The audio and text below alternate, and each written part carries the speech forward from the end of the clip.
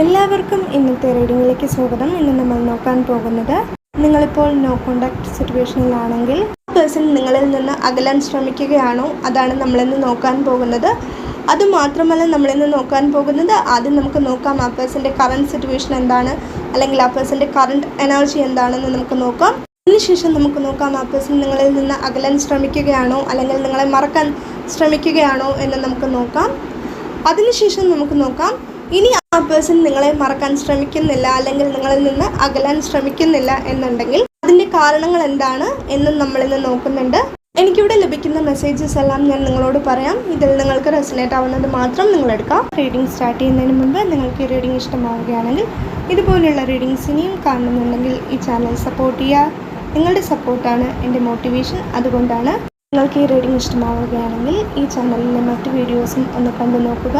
ഇഷ്ടമാവുകയാണെങ്കിൽ സബ്സ്ക്രൈബ് ചെയ്യുക. Reading start ചെയ്യുന്നതിന് മുൻപ് ഒരു കാര്യം പറയാനുണ്ട്. വളരെ ഒപ്റ്റിമിസ്റ്റിക് ആയിട്ട് ചിന്തിച്ചുകൊണ്ട് മാത്രം റീഡിംഗ് കാണുക. അതായത് നിങ്ങൾക്ക് മനസ്സിന് സന്തോഷം നൽകിയിട്ടുള്ള കാര്യങ്ങളുണ്ടായിരിക്കാം, നിങ്ങളുടെ ജീവിതത്തിൽ നിങ്ങൾക്ക് ഒരുപാട് സന്തോഷം നൽകിയ കാര്യങ്ങളുണ്ടായിരിക്കാം.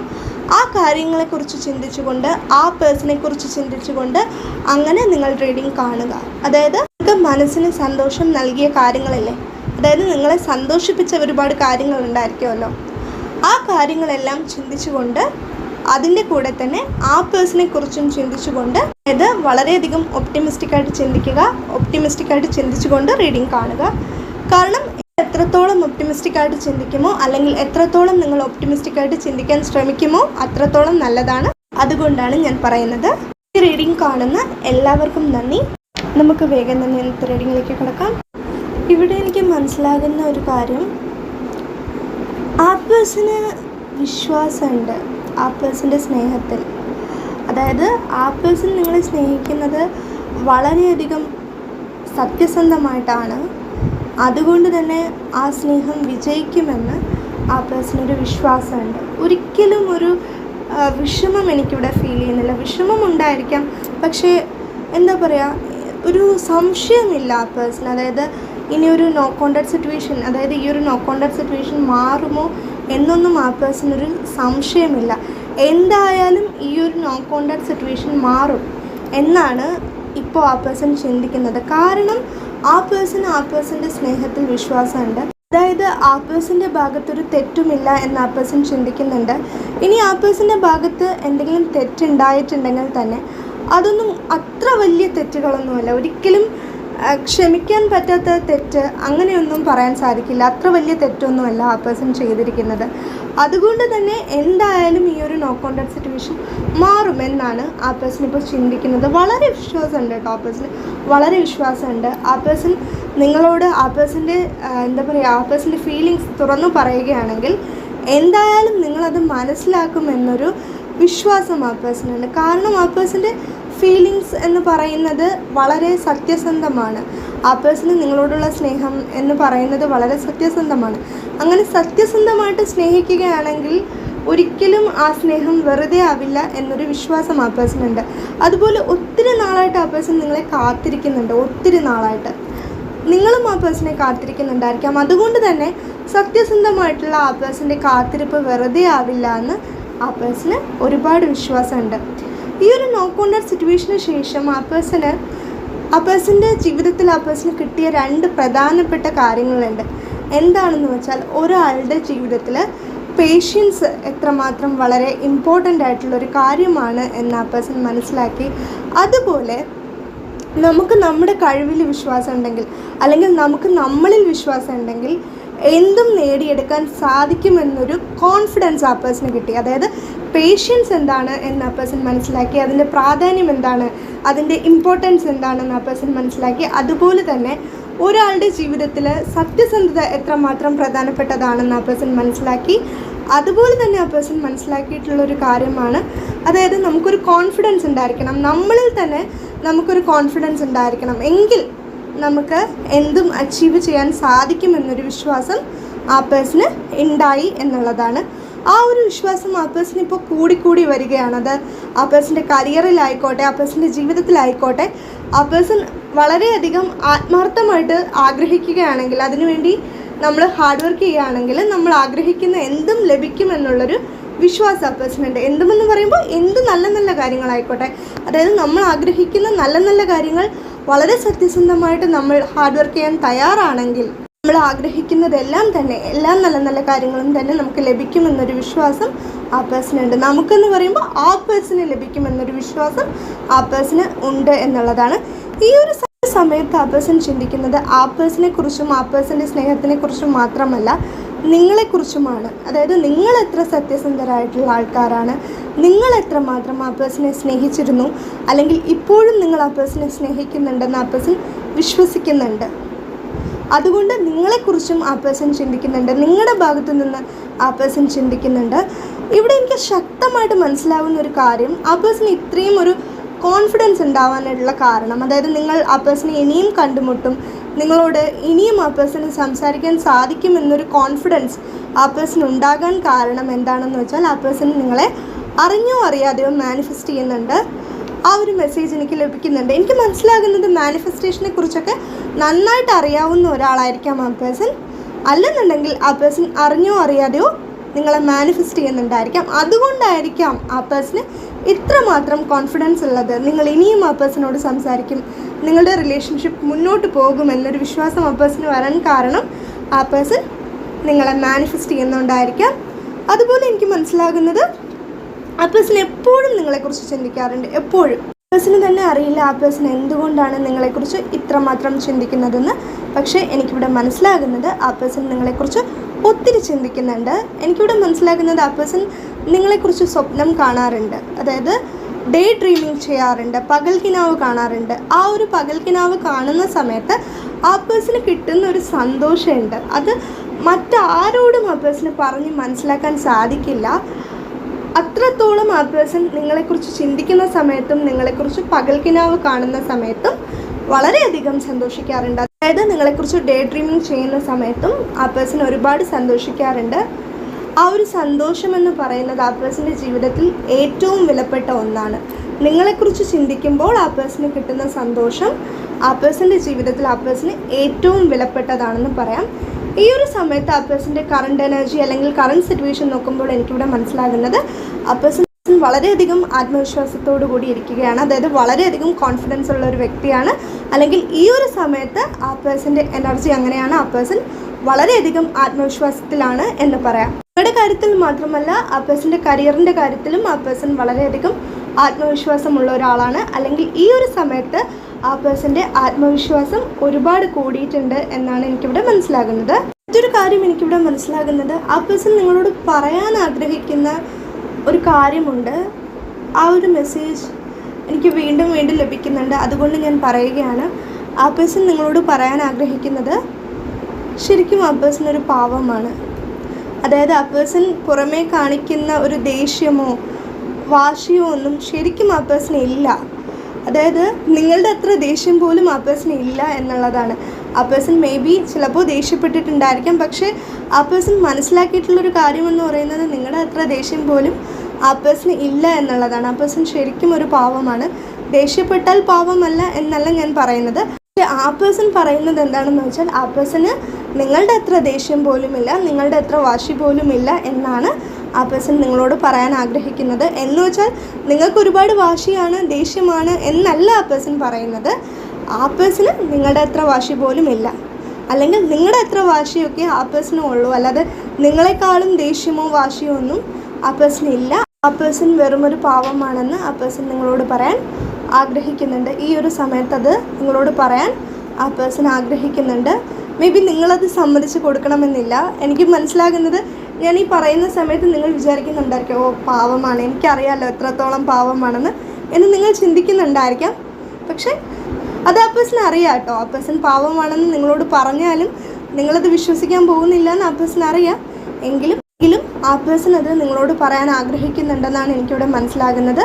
അതുകൊണ്ടാണ് ഞാൻ പറയുന്നത്. അപ്പോൾ ഇതാണ് ആ പേഴ്സൻ്റെ കറണ്ട് സിറ്റുവേഷൻ അല്ലെങ്കിൽ കറണ്ട് എനർജി എന്ന് പറയുന്നത്. കറണ്ട് സിറ്റുവേഷൻ ആണ് അല്ലെങ്കിൽ കറണ്ട് എനർജി ആണെന്ന് പറഞ്ഞെങ്കിലും എനിക്കിവിടെ ലഭിച്ചിട്ടുള്ള മെസ്സേജസ് ഒക്കെ ഞാൻ നിങ്ങളോട് പറഞ്ഞിട്ടുണ്ട്.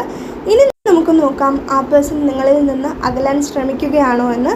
ഇപ്പോൾ തന്നെ നിങ്ങൾക്ക് മനസ്സിലായിട്ടുണ്ടാകും, എങ്കിൽ കൂടി കുറച്ചുകൂടി കൂടുതൽ കാര്യങ്ങൾ നമുക്ക് നോക്കാം. ഇവിടെ എനിക്ക് മനസ്സിലാകുന്ന പ്രധാനപ്പെട്ട കുറച്ച് കാര്യങ്ങളുണ്ട്. അത് ഞാൻ ആദ്യം നിങ്ങളോട് പറയാം.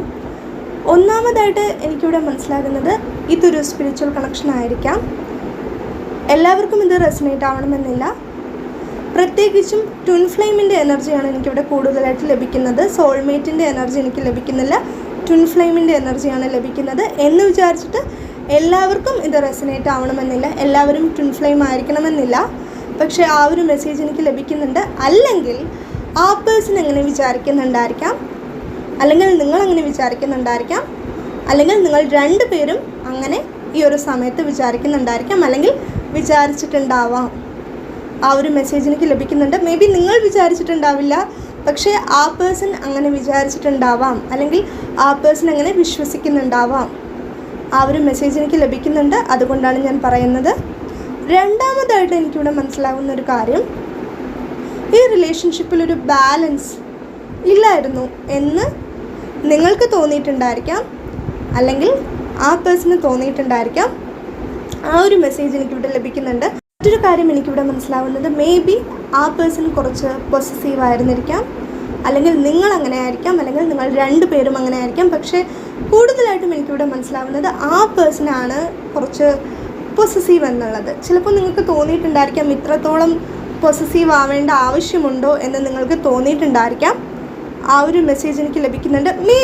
മേ ബി അതുകൊണ്ടായിരിക്കാം ഈ ഒരു നോ കോൺടാക്ട് സിറ്റുവേഷൻ സംഭവിച്ചത്, അല്ലെങ്കിൽ ഈ ഒരു നോ കോൺടാക്ട് സിറ്റുവേഷൻ സംഭവിക്കാനുള്ള പ്രധാനപ്പെട്ട കാരണങ്ങളിലൊന്ന് അതായിരിക്കാം.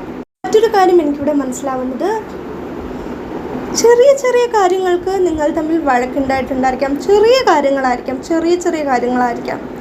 അതിനു വേണ്ടിയിട്ട് നിങ്ങൾ തമ്മിൽ വഴക്കുണ്ടായിട്ടുണ്ടായിരിക്കാം. പക്ഷേ ആ വഴക്കൊക്കെ, ചില വഴക്കുകൾ നിങ്ങൾക്ക് വളരെയധികം സന്തോഷം നൽകുന്നതാണ്. വെറുതെ നിങ്ങൾ വഴക്കിടുമ്പോൾ നിങ്ങൾക്കൊരു സന്തോഷം കിട്ടുന്നുണ്ട്, അല്ലെങ്കിൽ ആ പേഴ്സൺ അങ്ങനെ ആയിരിക്കാം. നിങ്ങളോട് ചെറുതായിട്ട് നിങ്ങളെ ഒന്ന് ദേഷ്യം പിടിപ്പിക്കുമ്പോൾ ആ പേഴ്സണ് വളരെയധികം സന്തോഷം കിട്ടാറുണ്ട്. നിങ്ങൾ ദേഷ്യപ്പെടുന്നത് കാണാൻ മേ ബി ആ പേഴ്സണ് ഇഷ്ടമായിരിക്കാം, ഇല്ലെങ്കിൽ ഇത് നിങ്ങളുടെ എനർജി ആയിരിക്കാം.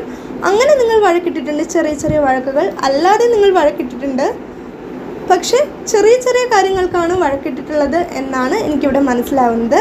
അല്ലെങ്കിൽ ആ വഴക്കിടുന്ന സമയത്ത് നിങ്ങൾക്ക് തോന്നുന്നുണ്ടാവില്ല ഓ ഇതൊരു ചെറിയ കാര്യമാണെന്ന്, അല്ലെങ്കിൽ ആ പേഴ്സൺ അങ്ങനെ തോന്നിയിട്ടുണ്ടാവില്ല. പക്ഷെ പിന്നീട് ചിന്തിക്കുമ്പോൾ ആ പേഴ്സണ് തോന്നിയിട്ടുണ്ട് എന്തിനാണ് ഈ നിസ്സാര കാര്യങ്ങൾക്ക് വഴക്കിടുന്നതെന്ന്. എനിക്ക് മനസ്സിലാവുന്നത് ഈ ഒരു നോ കോൺടാക്ട് സിറ്റുവേഷന് മുൻപ് ആ പേഴ്സൺ അത് അറിയില്ലായിരുന്നു. പക്ഷേ ഈ ഒരു നോ കോൺടാക്ട് സിറ്റുവേഷന് ശേഷം ആ പേഴ്സൺ മനസ്സിലാക്കിയിട്ടുണ്ട് എന്തെങ്കിലും വഴക്കുകൾ നിങ്ങൾ തമ്മിൽ ഉണ്ടായിട്ടുണ്ടെങ്കിൽ എന്തിനായിരുന്നു അത്, ചെറിയ ചെറിയ കാര്യങ്ങൾക്ക് എന്തിനു വഴക്കിട്ടിരുന്നു, അതിനുവേണ്ടി എന്തിനു സംസാരിക്കാതെ ഇരിക്കണം എന്നൊക്കെ ആ പേഴ്സൺ ചിന്തിച്ചിട്ടുണ്ട് എന്നാണ് എനിക്കിവിടെ മനസ്സിലാവുന്നത്.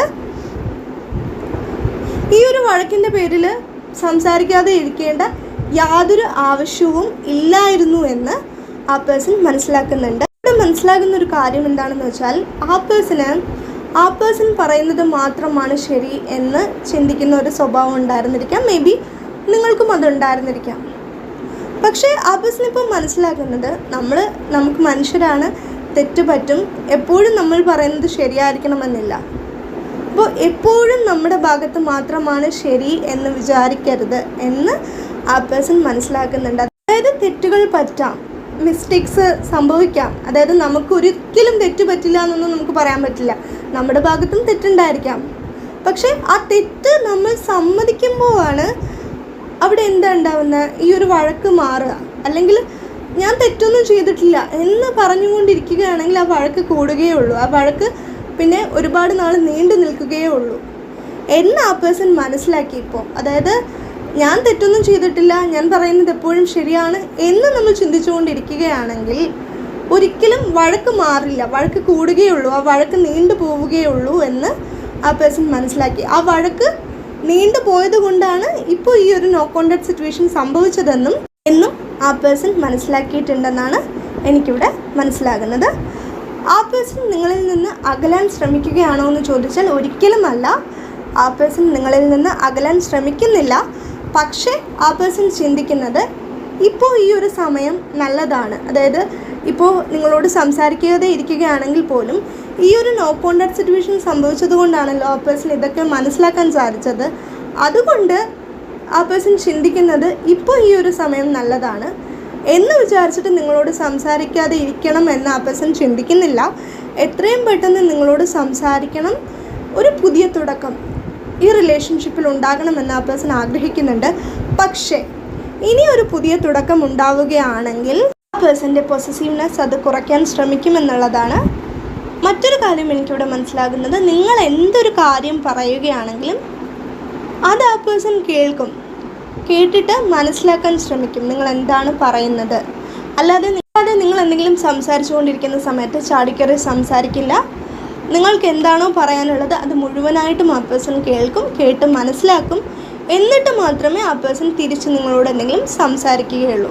അത് ഞാൻ ആദ്യമേ പറഞ്ഞതുപോലെ ആ പേഴ്സൻ്റെ പേഷ്യൻസ് ഇപ്പോൾ ഒത്തിരി കൂടി എന്നുള്ളതാണ്. അതുകൊണ്ട് തന്നെ നിങ്ങൾ എന്ത് പറഞ്ഞാലും അത് ക്ഷമയോടെ കേട്ടിട്ട് മനസ്സിലാക്കിയിട്ട് മാത്രമേ ആ പേഴ്സൺ നിങ്ങളോട് തിരിച്ചെന്തെങ്കിലും സംസാരിക്കുകയുള്ളൂ. അല്ലാതെ നിങ്ങൾ സംസാരിക്കുന്നതിനിടയിൽ സംസാരിച്ചിട്ട് നിങ്ങൾക്ക് സംസാരിക്കാൻ പറ്റാത്ത, അല്ലെങ്കിൽ നിങ്ങൾക്ക് സംസാരിച്ച് പൂർത്തിയാക്കാൻ പറ്റാത്ത ഒരു സിറ്റുവേഷൻ ആ പേഴ്സൺ ഉണ്ടാക്കില്ല എന്നുള്ളതാണ്. അതെല്ലാം ആ പേഴ്സൺ മനസ്സിലാക്കിയതും ഇങ്ങനെ ആ പേഴ്സൺ ചിന്തിക്കാൻ തുടങ്ങിയതെല്ലാം തന്നെ ഈ ഒരു നോ കോൺടാക്ട് സിറ്റുവേഷന് ശേഷമാണ്. അതുകൊണ്ടാണ് ഞാൻ പറഞ്ഞത് ആ പേഴ്സൺ ഇപ്പോൾ ചിന്തിക്കുന്നത് ഈ ഒരു നോ കോൺടാക്ട് സിറ്റുവേഷൻ സംഭവിച്ചത് നല്ലതിനാണ്, ഈ ഒരു സമയം നല്ലതാണ്, അതുകൊണ്ടാണ് ആ പേഴ്സണ് ഇത്രയും നല്ല നല്ല കാര്യങ്ങൾ മനസ്സിലാക്കാൻ സാധിച്ചത് എന്ന് ആ പേഴ്സൺ ഇപ്പോൾ മനസ്സിലാക്കുന്നുണ്ട്, അല്ലെങ്കിൽ മനസ്സിലാക്കിയിട്ടുണ്ട് എന്നാണ് എനിക്കിവിടെ മനസ്സിലാകുന്നത്. ഈ ആ പേഴ്സൺ നിങ്ങളിൽ നിന്ന് അകലാൻ ശ്രമിക്കുകയാണോ എന്ന് ചോദിച്ചാൽ അതിൻ്റെ ഉത്തരം നിങ്ങൾക്ക് മനസ്സിലായിട്ടുണ്ടാവും. ആ പേഴ്സൺ ഒരിക്കലും നിങ്ങളിൽ നിന്ന് അകലാൻ ശ്രമിച്ചിട്ടില്ല, അല്ലെങ്കിൽ ശ്രമിക്കുന്നില്ല. ഇനി ശ്രമിച്ചാലും ആ പേഴ്സൺ അതിന് സാധിക്കുമോ എന്ന് ആ പേഴ്സണ് അറിയില്ല. ഇത് നിങ്ങളുടെ എനർജിയുമായിരിക്കാം. അതായത് നിങ്ങളും ഇങ്ങനെ ചിന്തിക്കുന്നുണ്ടായിരിക്കാം ആ പേഴ്സണിൽ നിന്ന് അകലാൻ, അല്ലെങ്കിൽ ആ പേഴ്സണെ മറക്കാൻ നിങ്ങൾക്കും സാധിക്കില്ല എന്ന് നിങ്ങൾ ചിന്തിക്കുന്നുണ്ടായിരിക്കാം. മേ ബി നിങ്ങൾ ആ പേഴ്സണെ മറക്കാൻ ശ്രമിച്ചിട്ടുണ്ടായിരിക്കാം, പക്ഷേ നിങ്ങൾക്കതിന് സാധിച്ചിട്ടുണ്ടാവില്ല. ഇത് നിങ്ങളുടെ രണ്ടുപേരുടെയും എനർജിയാണ് എന്നാണ് എനിക്കിവിടെ മനസ്സിലാകുന്നത്.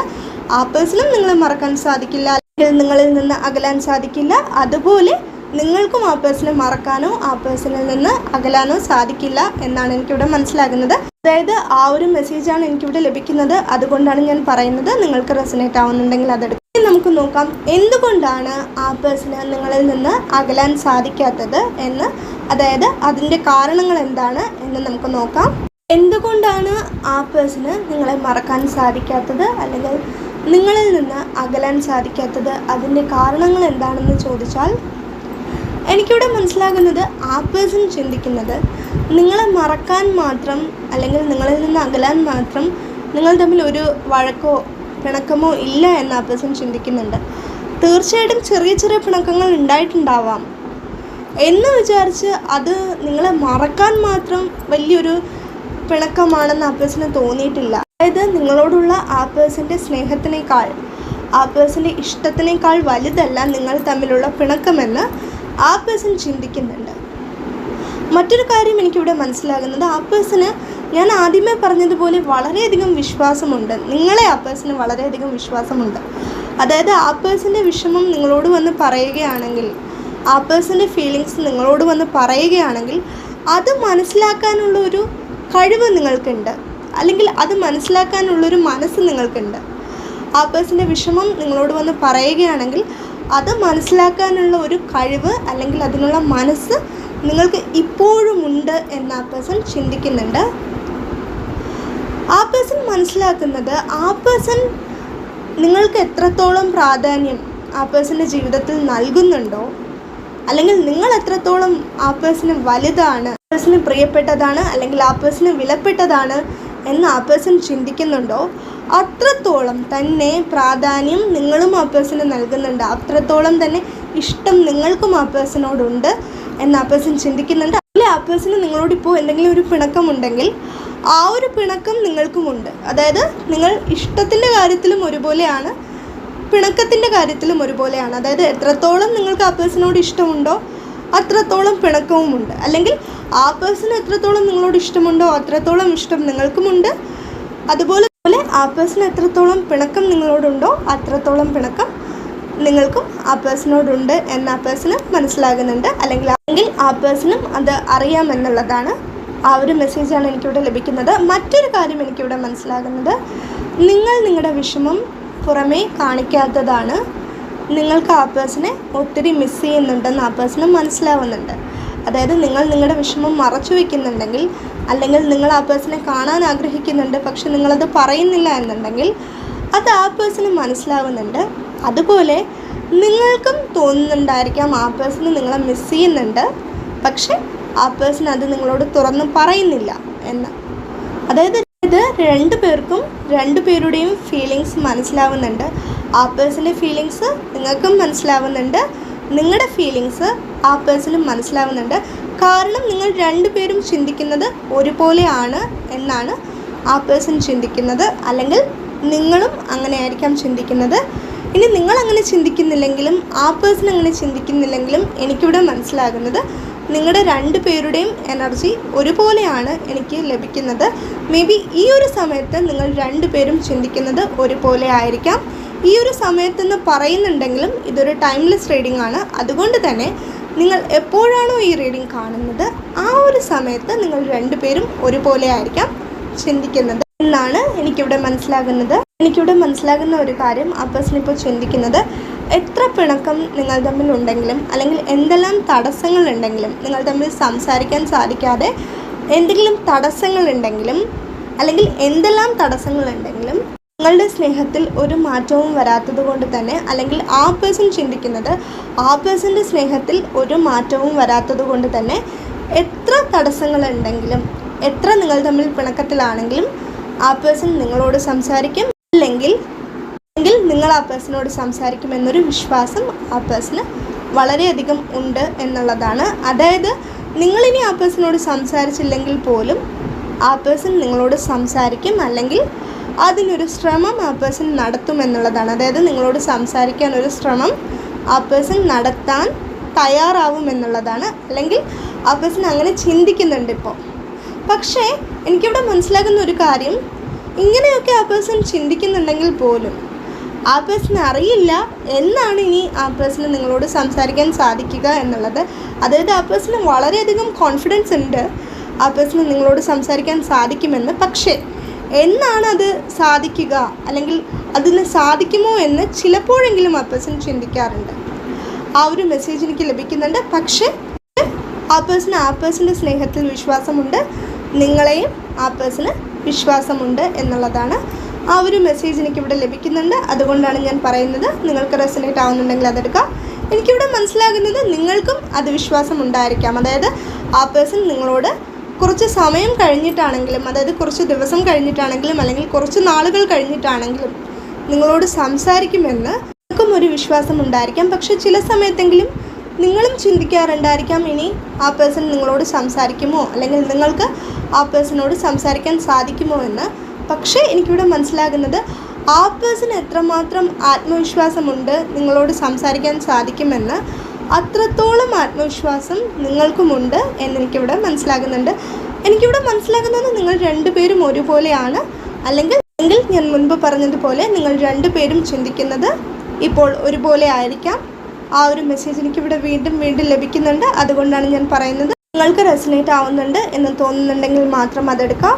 ഇതൊക്കെയാണ് നമ്മുടെ ഇന്നത്തെ റീഡിംഗ്. നിങ്ങൾക്ക് ഈ റീഡിംഗ് ഇഷ്ടമായിട്ടുണ്ടെങ്കിൽ, ഇതുപോലുള്ള റീഡിങ്സ് ഇനിയും കാണുന്നുണ്ടെങ്കിൽ ഈ ചാനൽ സപ്പോർട്ട് ചെയ്യുക, സബ്സ്ക്രൈബ് ചെയ്യുക. നിങ്ങൾക്ക് ഈ റീഡിംഗ് ഇഷ്ടമായിട്ടുണ്ടെങ്കിൽ ഇത് മറ്റുള്ളവർക്കും ഷെയർ ചെയ്ത് കൊടുക്കുക. ഈ റീഡിംഗ് കണ്ട എല്ലാവർക്കും നന്ദി. എല്ലാവരും എപ്പോഴും സന്തോഷമായിട്ടിരിക്കുക. Bye bye.